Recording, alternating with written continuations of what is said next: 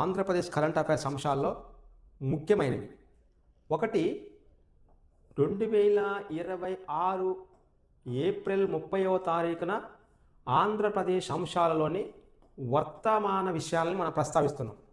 దీనిలో ప్రధానంగా ముఖ్యమైనవి ఇటీవల కేంద్ర గణాంక శాఖ విడుదల చేసిన ఒక నివేదిక ఉంది. ఆ నివేదిక central panchayati advancement index 2.0 central panchayat advancement index ఇది 2023-24 లెక్కలని ప్రస్తావిస్తుంది. 2023-24 లెక్కలు ప్రస్తావిస్తుంది. ఈ ఇచ్చే యొక్క లెక్కలు అది ఏ యొక్క నివేదిక ఆధారంగా అంటే సెంట్రల్ పంచాయతీ అడ్వాన్స్మెంట్ ఇండెక్స్ 2.0 నివేదిక ఆధారంగా కొన్ని లెక్కలు ప్రస్తావించింది. వాటిలో ప్రస్తుతము ఆంధ్రప్రదేశ్లో ఉన్న ఈ పదములోనే పంచాయతీ ఉంది కాబట్టి మనం కూడా పంచాయతీ మీదనే మాట్లాడాలి. ఆ పంచాయతీ మీద మాట్లాడే విధానంలో ప్రస్తుతము ఆంధ్రప్రదేశ్లో 40 పంచాయతీల్ని ఈ యొక్క నివేదికలో తీసుకోలేదు, మైనస్ చేశారు. ఆ 40 పంచాయతీలు పోగా 13,310 పంచాయతీలు లెక్కగట్టారు. 13,310 పంచాయతీలు లెక్కగట్టి దానిలోని 40 పంచాయతీలు వేరే తీసివేశారు లెక్కల నుంచి. వీటి ప్రకారంగా చూసుకున్నప్పుడు ఆంధ్రప్రదేశ్లోని మొత్తం 5 రకాలైన పంచాయతీలని వర్గీంచారు వాటి ర్యాంకింగ్ గ్రేడ్ ప్రకారంగా. ప్రస్తుతము 1వ గ్రేడులో ఉన్న వాటిని A+ గ్రేడ్ అంటారు, 1వ ర్యాంకింగ్లో ఉన్న వాటి. రెండవ వాటిని ఏ గ్రేడ్ పంచాయతీలు, బి గ్రేడ్ పంచాయతీలు, సి గ్రేడ్ పంచాయతీలు, డి గ్రేడ్ పంచాయతీలు. 5కి వచ్చేసరికి ఈ రావాలి, కానీ డి వచ్చింది. ఎందుకంటే ఇక్కడ మంచిగా ఉన్న వాళ్ళని ఏ గ్రేడ్గా తీసుకున్నారు. వీళ్ళనే అచీవర్స్ అంటారు. అచీవర్ ఈ నివేదికలోని అచీవర్ దాదాపుగా వీళ్ళు 500 ఎబో సూచికలు తీసుకున్నారు. ఈ 500 ఎబో సూచికల ప్రకారము అచీవర్స్ A+ కేటగిరీలో ఉన్న పంచాయతీలని 90 కంటే ఎక్కువ మార్కులు వచ్చిన పంచాయతీలకు ఇచ్చే ర్యాంకింగ్ ఇది. ఆంధ్రప్రదేశ్లో అచీవర్స్ సాధించిన ఒక్క పంచాయతీ కూడా లేదు. 13,310 పంచాయతీలలో అచీవర్స్ లేరు, A+ వాళ్ళు లేరు. రెండవ గ్రేడు దానినే ఏ గ్రేడు, దాని ఫ్రంట్ రన్నర్ అంటారు. Front runners. ఈ ఫ్రంట్ రన్నర్స్ ఆంధ్రప్రదేశ్లోనే కాకుండా దేశవ్యాప్తంగా 70 నుంచి 90 మార్కులు సాధించినటువంటి పంచాయతీల్ని ఈ వర్గంలో కేటాయిస్తారు. ఇవి దాదాపుగా ఆంధ్రప్రదేశ్లోని 591 పంచాయతీలు ఈ ఫ్రంట్ రన్నర్ కేటగిరీలో ఎంపికైనాయి. 13,000 పంచాయతీల్లో ఇది 591. ఇవి మొత్తం పంచాయతీల్లో 4.4% నమోదైనవి. ఇవి 591 పంచాయతీల సంఖ్య. 4.4 అన్నది పర్సంటేజ్ మొత్తం ఆంధ్రప్రదేశ్ పంచాయతీలలో అనే యొక్క పర్సంటేజ్. అంటే ఫ్రంట్ రన్నర్స్ అనే కేటగిరీలో గ్రేడులో 70 నుంచి 90 మార్కులు వచ్చిన పంచాయతీలను జాయిన్ చేస్తారు. 70 నుంచి 90 మార్కులు వచ్చిన పంచాయతీలు 591. రెండో వర్గం అంటే బి వర్గము, దాన్ని బి గ్రేడు, అది 3వ ర్యాంకింగ్ సిస్టంలో ఉంటుంది గ్రేడ్ విషయంలో. దీన్నే పెర్ఫార్మెన్స్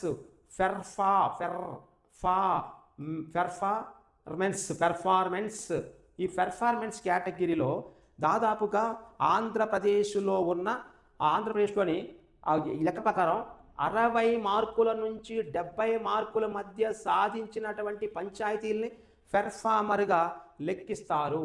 ఇవి దాదాపుగా 10,178 పంచాయతీల్ని దీని కింద తీసుకున్నారు. ప్రస్తుతం 13,000 అది 10,000 అంటే ఒక్క 10,178 పంచాయతీలు పెర్ఫార్మెన్స్ కేటగిరీలోకి ఎంపికైనవి. ప్రస్తుతము ఆంధ్రప్రదేశ్లోని ఎక్కువ సంఖ్యలో పంచాయతీలు ఏ వర్గంలో ర్యాంకింగ్ కేటాయించారు. పెర్ఫార్మెన్స్ 60 నుంచి 70 మార్కుల మధ్య 10,000 పంచాయతీలు ఉన్నాయి. అదే ఇండియా వైడ్గా ఏ వర్గంలో ఈ పంచాయతీలు ఉన్నాయంటే సి వర్గంలో ఉన్నాయి ఎక్కువగా. ఇండియాలో అయితే సి కేటగిరీకి సంబంధించిన పంచాయతీలు ఎక్కువ ఉన్నాయి దేశవ్యాప్తంగా. మూడవది అంటే 3వ కేటగిరీ బి గ్రేడు, దాని పెర్ఫార్మెన్స్ అంటాం. ఇలా ప్రజెంట్ ఆంధ్రప్రదేశ్లో ఎక్కువ పంచాయతీలు ఏ గ్రేడ్ కింద నమోదైనవి, అచీవర్స్ కింద, ఫ్రంట్ రన్నర్స్ కింద, పెర్ఫార్మెన్స్ కింద అంటాడు. మనం ఆన్సర్ పెర్ఫార్మెన్స్ కింద. ఇక సి గ్రేడు రెంట్స్ యాస్పిరెంట్స్ కేటగిరీ. ఈ యాస్పిరెంట్స్ కేటగిరీ కింద 40 నుంచి 60 మార్కులు వస్తే దీని కింద తీసుకుంటారు. అటు 40 నుంచి 60 మార్కులు కేటాయించబడిన ఆంధ్రప్రదేశ్లో పంచాయతీల సంఖ్య దాదాపు 2000 ఎబో ఉన్నాయి. అంటే 2468 పంచాయతీలు ఈ ఆంధ్రప్రదేశ్లో ఉన్నాయి. ఇవి రెండవ కేటగిరీ, అంటే ఎక్కువ ఉన్న వాటిలో. ఆంధ్రప్రదేశ్లో ఎక్కువగా ఏ వర్గానికి సంబంధించిన పంచాయతీలు ఉన్నాయి పర్ఫార్మెన్స్ రెండవ రకం 2400 పంచాయతీలు ఉన్నాయి, వాటిని యాస్పిరెంట్స్ అంటారు. ఇక డి గ్రేడు వీటిని బిగినర్స్ అంటారు. బిగినర్స్. ఈ బిగినర్స్ కేటగిరీలో దాదాపు 40 మార్కుల కంటే తక్కువ వస్తే ఆ పంచాయతీని బిగినర్స్గా తీసుకున్నారు. ఇవి కేవలము ఇక్కడ 73 మాత్రమే ఉన్నవి, తక్కువ ఉన్నవి. అసలు లేనివి అచీవర్స్, అసలు బాగా తక్కువ ఉన్నాయి 73 మాత్రమే ఉన్నాయి, అది బిగినర్స్. బిగినర్స్ కంటే కొంచెం ఎక్కువ ఉన్నాయి ఫ్రంట్ రన్నర్స్. ఫ్రంట్ రన్నర్స్ కంటే కొంచెం ఎక్కువ ఉన్నాయి యాస్పిరెంట్స్. యాస్పిరెంట్స్ కంటే అన్నిటికంటే ఎక్కువ ఉన్నాయి పెర్ఫార్మెన్స్. ఇవి దేశవ్యాప్తంగా గ్రేడ్ ఏమో సి, అంటే భారతదేశంలో ఎక్కువగా పంచాయతీలు కేంద్ర పంచాయతీ అడ్వాన్స్మెంట్ ఇండెక్స్ ప్రకారము ఏ కేటగిరీలో ఉన్నాయి, సి కేటగిరీ, దాన్నే యాస్పిరెంట్స్ అంటాం. 40 నుంచి 60 మార్కులు సాధించింది దేశవ్యాప్తంగా. అదే ఆంధ్రప్రదేశ్లో అయితే పెర్ఫార్మెన్స్ కేటగిరీ 60 నుంచి 70 మార్కులు సాధించింది, దాన్నే బి గ్రేడ్ అంటారు. ఇది చాలా ఇంపార్టెంట్, ఎగ్జామ్ రావడానికి ఆస్కారం ఉంటుంది. ఇది ఎందుకు అంటే ప్రజెంట్ మన భారతదేశంలో నీతి ఆయోగ్ అనే సంస్థ చాలా నివేదికలు సమర్పిస్తూ ఉంది, రిలీజ్ చేస్తుంది, ప్రభుత్వానికి కూడా చౌక హెచ్చరికలు జారీ చేస్తుంది. ఇది ఎందుకు 2024లో వికసిత భారత్గా ఎలగాలనే కాన్సెప్ట్తో మనం ఆ తప్పులన్నీ సరి చేసుకుంటున్నాం. గతంలోని అన్ని రాష్ట్రాలను కలిపి ఒకటే ఘాటిని కట్టేవాళ్ళు, అట్లా కట్టకుండా ఇప్పుడు పంచాయతీల విషయంలో కూడా చాలా చాకచక్యంగా నీట్గా కొన్ని నివేదికలు ఇస్తుంది ప్రణాళిక సంఘం స్థానంలో వచ్చిన నీతి ఆయోగ్. ఇప్పుడు రెండవది, మన భారతదేశంలో దక్షిణాదిన కొద్ది రోడ్డు మార్గాలు అనేవి అంతకుముందు నిర్లక్ష్యం చేయబడినాయి. ఎన్డీఏ ప్రభుత్వం వచ్చినాక 2014 నుంచి ఇది స్పీడప్ అయింది. ఎక్స్ప్రెస్ ఇప్పుడు పశ్చిమ ముంబై నుంచి అహ్మదాబాద్ నుంచి ముంబై ఢిల్లీకి చాలా రోడ్డు మార్గాలు సఫిషియెంట్గా ఉంటాయి. కానీ దక్షిణ భారతదేశంలో అట్లా ఉండకపోవటం, ఎందుకంటే పశ్చిమ కనుమలు తూర్పు కనుమల మధ్య ఉండటం అనేది అలాంటివి జరగకుండా పోయినాయి. అయితే NH నేషనల్ హైవే 716B అనే ఒక సబ్ క్లాస్గా చేర్చారు. 716B నేషనల్ హైవే ఆంధ్రప్రదేశ్ నుంచి తమిళనాడు వరకు ప్రయాణిస్తుంది. ఇది ఆంధ్రప్రదేశ్లో చిత్తూరు నుండి తమిళనాడులోని తచ్చూరు వరకు, తచ్చూరు దీనినే చెన్నై దగ్గరగా ఉంటుంది. ఇది చిత్తూరు నుంచి తచ్చూరు వరకు, అంటే చెన్నై వరకు 116.5 కిలోమీటర్ల దూరం వరకు 6 లైన్ల గ్రీన్ ఫీల్డ్ హైవేని ఇటీవల మన ఆంధ్రప్రదేశ్ రాష్ట్రంలోని కొత్తగా నిర్మిస్తే వాటిని గ్రీన్ ఫీల్డ్ హైవేస్ అంటారు. అంతగా ఉన్నదాన్ని కొంచెం అభివృద్ధి చేస్తే దాన్ని బ్రౌన్ ఫీల్డ్ హైవేస్ అంటారు. ఇది గ్రీన్ ఫీల్డ్ హైవే 6 లైన్లు తీసుకొచ్చారు, 116.5 కిలోమీటర్లు. అది ఆంధ్రప్రదేశ్లో చిత్తూరు నుంచి తెలంగాణలో తచ్చూరు వరకు చెన్నైని కలుపుతూ ఉంటుంది. ఇది ప్రధానంగా 2 వాడరేవుల్ని కలపటానికి తీసుకొచ్చారు. ఆ 2 వాడరేవులు దాన్ని కామరాజ్ వాడరేవుని ఎన్నోర్ అంటారు. ఇది చెన్నైకి దగ్గరగా ఉంది. చెన్నై విమానాశ్రయం పైన ఒత్తిడి తగ్గించడానికి కామరాజు పేరు పైన ఏర్పాటు చేసింది ఎన్నోర్ పోర్టు. ఇది తమిళనాడు రాష్ట్రంలో ఉంటుంది. ఆ తమిళనాడులో ఎన్నోర్ పోర్టు వరకు భారతదేశంలో ఇక్కడ శ్రీ సిటీ, చిత్తూరు దగ్గర ఉన్న శ్రీ సిటీ నుంచి వస్తువులు ఎగుమతి కావడానికి ఈ కామరాజు అంతర్జాతీయ పోర్టు ఓడరేవుకి అనుసంధానం చేశాడు. ఇది కాకుండా ఇంకొకటి కట్టుపల్లి పోర్టు, తమిళనాడులోనే మరొక ఓడరేవు ఉంది, దాని పేరు కట్టు అంటే కట్టగా ఉంటుంది, కట్టుపల్లి. ఇదేమో కామరాజు, ఇది కట్టు. ఇది తమిళనాడు రాష్ట్రంలో ఉంది. తమిళనాడు రాష్ట్రంలో ఉన్న కట్టుపల్లి వాడరేవుని ఎన్నోరు వాడరేవుని అనుసంధానానికి కేంద్ర ప్రభుత్వము 116.5 కిలోమీటర్ల దూరంలోని, అంటే అంత పొడవు ఉన్న ఒక 6 లైన్ల గ్రీన్ఫీల్డ్ హైవేని ప్రారంభించింది. దాని పేరే NH నేషనల్ హైవే 716B అంటారు. 716B. దీనిలోని అడ్వాన్స్ ట్రాఫిక్ మేనేజ్మెంట్ సిస్టమ్ ఉంది. అడ్వాన్స్ ట్రాఫిక్ మేనేజ్మెంట్ సిస్టాన్ని ATMSని ఫాలో అవుతున్నారు. Advanced traffic management system. దీనిలో భాగంగా వచ్చినటువంటి విధానాన్ని ఈ యొక్క ATMSలోని భాగంగా ఉన్న మరొక టెక్నాలజీ ఉంటుంది. దాన్ని PTZ కెమెరాలు అంటారు. PTZ కెమెరాలు అంటారు. ఈ PTZ కెమెరాల్లోని P అంటే ఏంది, పాన్, T అంటే ఏంది, టిల్ట్. జెడ్ అంటే ఏంది? జూమ్. ఇలా zoom, Zoom, tilt, tilt. Pan, pan అనే కెమెరా, టిల్ట్ అనే కెమెరా, జూమ్ అనే కెమెరాలని కలిగినటువంటి వాటర్ రేవ్ వ్యవస్థని, ఆ వాటర్ రేవ్ని అనుసంధానించే ఆ హైవే వ్యవస్థని దాని NH 716B అంటారు. ఇది ఇటీవల కొంత భాగం 116 కిలోమీటర్లు ఆంధ్రప్రదేశ్ నుంచి వెళ్తున్న సమయంలో తొందరగా పూర్తి అయిపోయింది. అది దాని నిమిత్తం వీళ్ళు దాన్ని ఇటీవల ప్రారంభించారు. ఆ ప్రారంభించిన సమయంలో మనకి ఎగ్జామ్లో క్వశ్చన్ రావడానికి ఆస్కారం ఉంటుంది. ఇది చాలా ఇంపార్టెంట్ క్వశ్చన్. తర్వాత కేంద్ర గణాంక శాఖ, కేంద్ర గణాంక శాఖ 2025కు సంబంధించి కొన్ని నివేదికలను ఇచ్చింది. ఆ నివేదికల్లోని మహిళల విషయంలో వీళ్ళు ఎంత వెనకబడి ఉన్నారు, ఎంత ముందుబడి ఉన్నారు, ఆ రాష్ట్రంలోని ఈ ఎట్టా ఉందనేది ఉదయం పూట క్లాస్లోని లింగ నిష్పత్తి అనే దాని గురించి చెప్పా.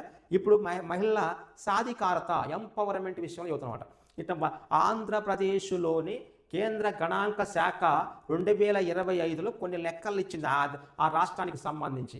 దానిలో ఒకదాన్ని పొదుపులో, అంటే పొదుపు సంఘాలు ఉన్నాయి. ఆ పొదుపులోని దేశంలోనే మొట్టమొదటి అగ్రస్థానంలో ఉన్న ఆ రాష్ట్రాన్ని ఆంధ్రప్రదేశ్ అంటారు. ఆంధ్రప్రదేశ్లోని పొదుపులు అంటే SHG స్వయం సహాయక సంఘాలు అత్యధిక సంఖ్యలో కలిగిన సహాయక సంఘాల ద్వారా అత్యధికంగా అమౌంట్ని బ్యాంకుల్లో డిపాజిట్ చేసిన రాష్ట్రాల్లో ఆంధ్రప్రదేశ్ మొదటి స్థానంలో ఉంది. SHG సెల్ఫ్ హెల్ప్డ్ గ్రూప్స్, వీటినే పొదుపు సంఘాలు అంటారు. దాదాపుగా ఈ యొక్క ఆంధ్రప్రదేశ్ పొదుపు సంఘాల్లో SHGలలో 1.23 కోట్ల మంది మహిళలు SHGలలో నమోదు చేసుకున్నారు వాళ్ళ పేర్లని. అయితే 1.23 కోట్లు అంటే ఉన్న జనాభాలో 1,23,00,000 మంది జనాభా పొదుపు సంఘాల్లో జాయిన్ అయ్యారు. దాన్ని SHG సెల్ఫ్ హెల్ప్డ్ గ్రూప్స్ అంటారు. ఈ 1.23 కోట్ల మంది మహిళల వచ్చి బ్యాంకుకి వీళ్ళ వల్ల కలిగిన అమౌంట్ 15,917 కోట్లు. 15,917 కోట్ల రూపాయలు ఈ 1 కోటి మహిళల వల్ల ఆ బ్యాంకులకి లాభం చేకూరింది. అంటే భారతదేశంలో 15 కోట్ల రూపాయలను పొదుపు చేసిన రాష్ట్రాలలోనే ఇంతవరకు ఏదీ లేదు. ఆంధ్రప్రదేశ్ ఫస్ట్. ఇంతవరకు భారతదేశంలోని పొదుపు సంఘాలలో మహిళలు 1,23,00,000 మంది జాయిన్ అయింది కూడా ఎక్కడా లేదు. మన దగ్గరే జాయిన్ అయ్యారు. వీళ్ళ వల్ల పొదుపు ఎక్కువ వచ్చింది. అయితే ఇక్కడ మనకి ఎగ్జామినేషన్ పాయింట్ కావాల్సింది వీళ్ళ ఇంటి నిర్ణయాల్లో కూడా ఆంధ్రప్రదేశ్లో స్వయం సహాయక సంఘాల్లో జాయిన్ కావటం వల్ల మహిళలు వీళ్ళు ఇంటి నిర్ణయాలు, ఇంటికి ఒకవేళ ఏదైనా ఉప్పులు కానీ పప్పులు కానీ ఏదైనా శుభకార్యం కానీ చేసుకోవాలంటే ఇంటి నిర్ణయాల్లోని వీళ్ళు నిర్మాణాత్మక పాత్రను పోషిస్తున్నారు.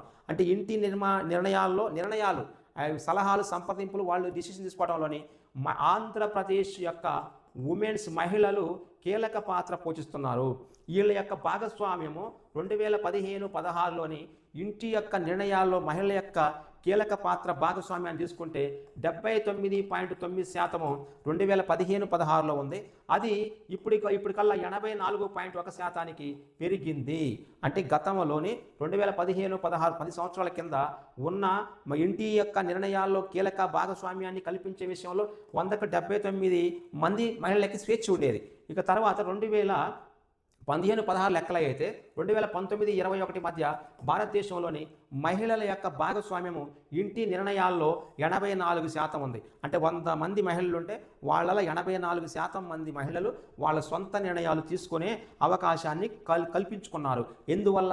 స్వయం సహాయక సంఘాల వల్ల. స్వయం సహాయక సంఘాలు ఎంతమంది ఉన్నారు? 1.23 కోట్ల మంది మహిళలు ఉన్నారు. అదే దేశంలో అయితే ఇది ఇంటి నిర్ణయాలు తీసుకునే విషయంలో 90% పైనే ఉంది. మన భారతదేశంలోనే ఈ ఆంధ్రప్రదేశే ఓన్లీ 84 నమోదైంది. ఇంకా జాతీయ సగటుకి మనము దాదాపు 84% అంటే 6% పోవాలి. ఈ యొక్క నిర్ణయాలు తీసుకునే ఇంటి యొక్క భాగస్వామ్యంలో నిర్ణయాలు తీసుకునే విధానంలో భారతదేశంలోని పట్టణ ప్రాంతాల కంటే గ్రామీణ ప్రాంతాల్లో మహిళలే ముందున్నారు. గతంలోని పట్టణ ప్రాంత మహిళలు నిర్ణయాలు తీసుకోవడంలో ముందుండేవాళ్ళు.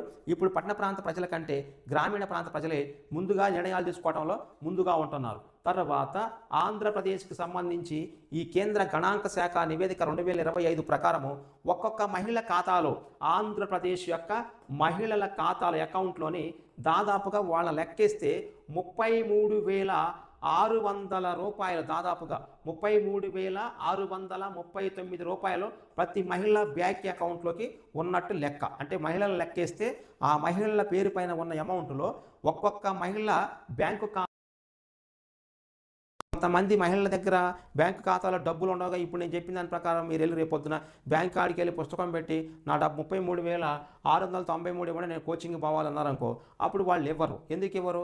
అది రాష్ట్ర వ్యాప్తంగా ఉన్న మహిళల మొత్తాన్ని ఉన్న జనాభాకి ఉన్న అమౌంట్కి వాళ్ళు నిష్పత్తి కడితే వచ్చింది అటువంటిది 33,639 రూపాయలు. అయితే మొత్తం ఖాతాలు, టోటల్ అకౌంట్స్ ఆంధ్రప్రదేశ్లోని అసలు టోటల్గా అకౌంట్స్ ఎన్ని ఉన్నాయి?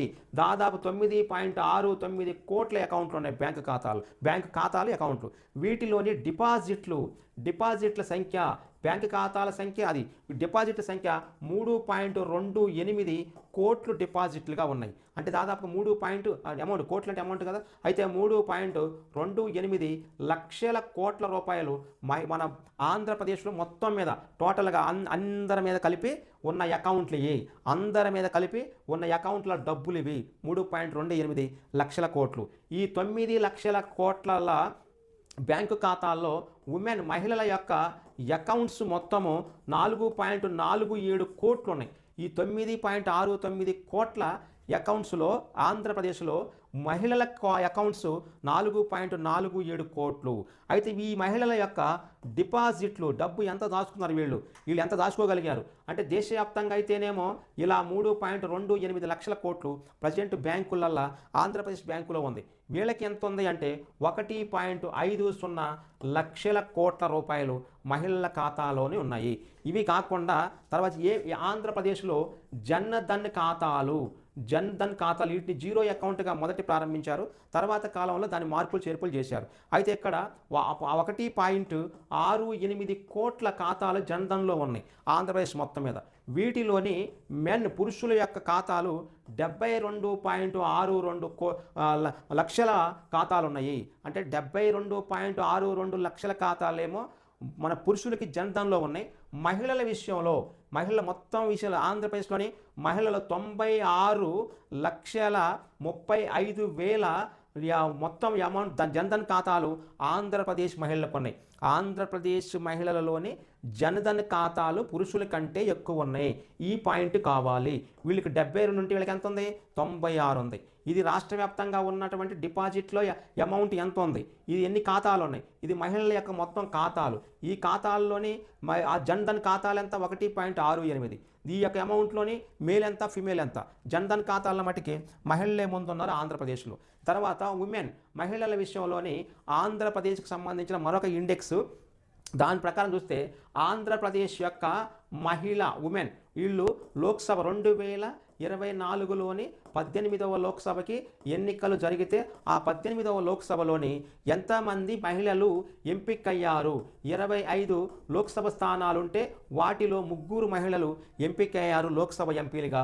ఇది ఆ యొక్క రాష్ట్రంలో 12% సమానంగా ఉంటుంది. 25 లోక్సభ స్థానాల్లోని ఆంధ్రప్రదేశ్ మహిళలు మొత్తం సంఖ్య అయింది 12% సెలెక్ట్ అయ్యారు. శాతం పరంగా 12%, సంఖ్య పరంగా 3 మాత్రమే.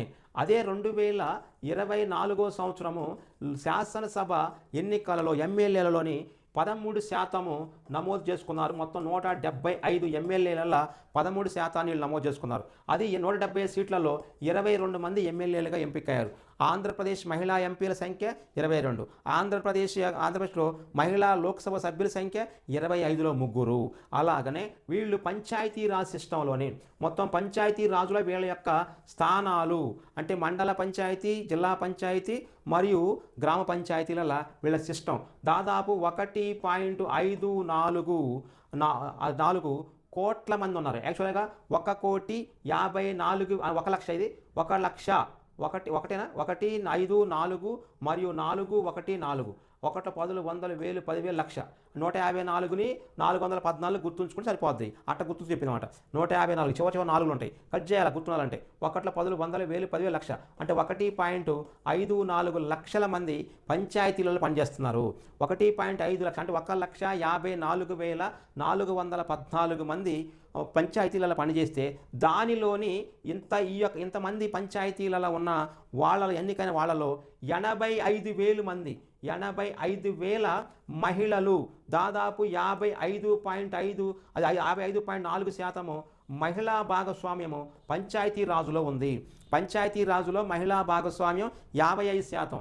అదే ఎమ్మెల్యేలలోనే 13%. అదే లోక్సభ ఎంపీల్లో 12% మాత్రమే ఉంది. అది దీన్ని బట్టి లోక్సభ మరియు శాసనసభ కంటే పంచాయతీ సిస్టంలోనే మహిళల భాగస్వామ్యము 50% కంటే పైగా ఉంది.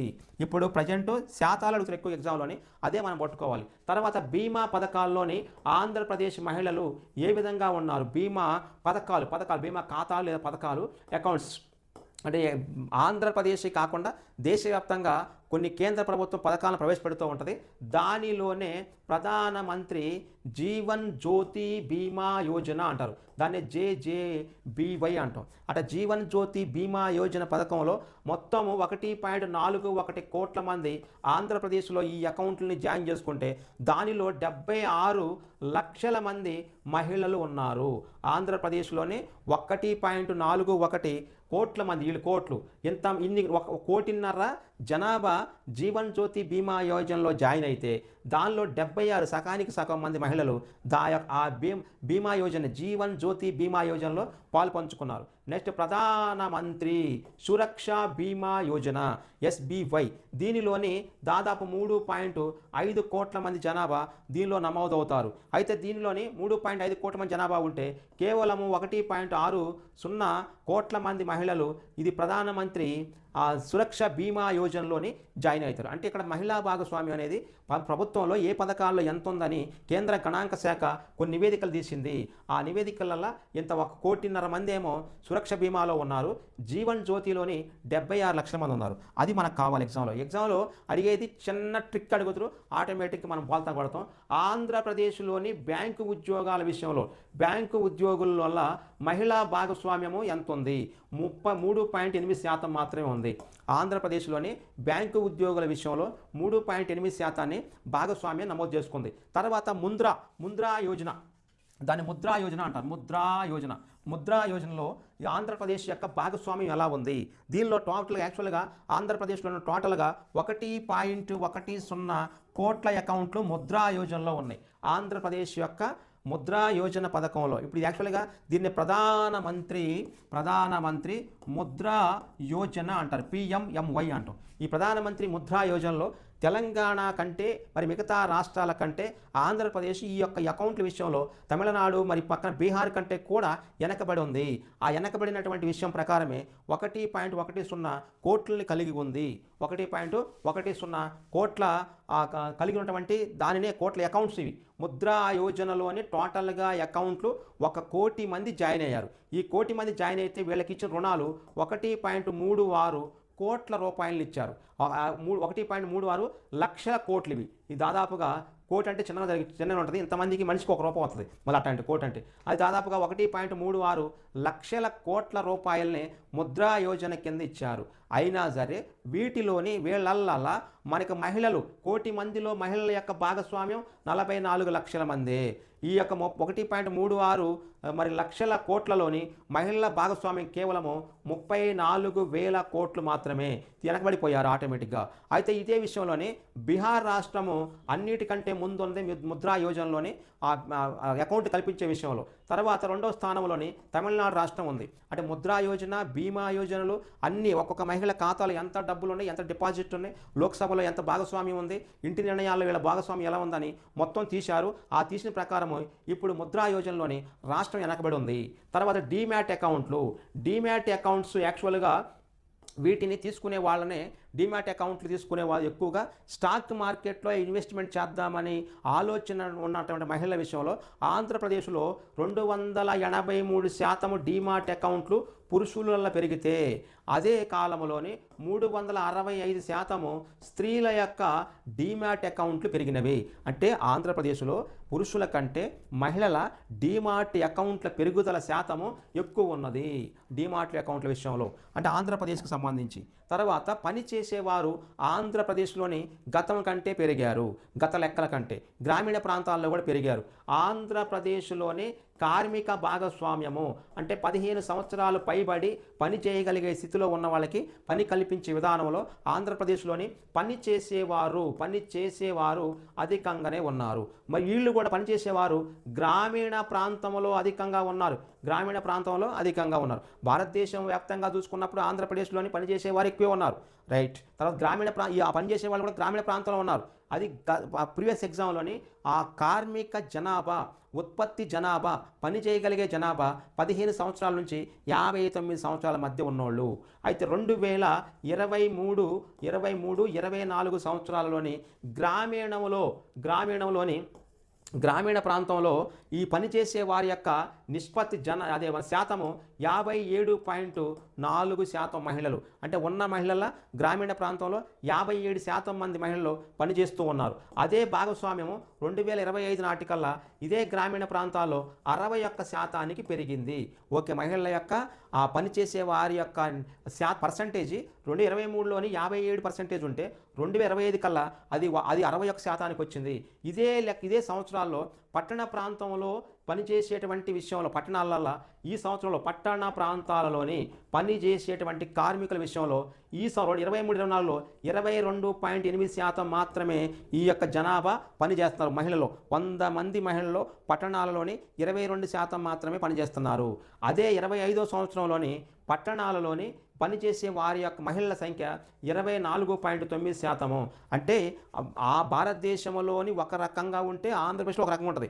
దేశవ్యాప్తంగా మళ్ళీ వాల్యూస్ తేడా వస్తాయి, అన్ని రాష్ట్రాలు వస్తాయి. కాబట్టి ఆంధ్రప్రదేశ్లో 2023-24లోని గ్రామీణ ప్రాంతంలో పనిచేసే వారి శాతం అయితే ఓకే, 2025లోని గ్రామీణ ప్రాంతంలో మహిళల్లో పనిచేసే వారి శాతం ఓకే, 2023-24లోని పట్టణ ప్రాంతంలో పనిచేసే మహిళల శాతం 22, 2025లో పట్టణ ప్రాంతాల్లో పనిచేసే మహిళల శాతం 24. అంటే ఇక్కడ పెరిగింది మహిళల యొక్క కార్మిక శాతము, దాని కార్మిక భాగస్వామ్యము వీళ్ళు గతంలో కంటే ఇప్పుడు పట్టణాల్లో పెరిగింది, మరి గ్రామాల్లో పెరిగింది. పట్టణాల్లో కంటే గ్రామాల్లోనే కార్మికంగా పనిచేసే వారి యొక్క పర్సంటేజ్ ఎక్కువ ఉంది.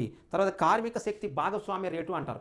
కార్మిక శక్తి భాగస్వామ్య రేటు, కార్మిక శక్తి భాగస్వామ్య రేటు అనేది ఎట్లుంది ఆంధ్రప్రదేశ్లోని. యాక్చువల్గా కార్మిక శక్తి భాగస్వామ్య రేటు 48.6గా నమోదైంది.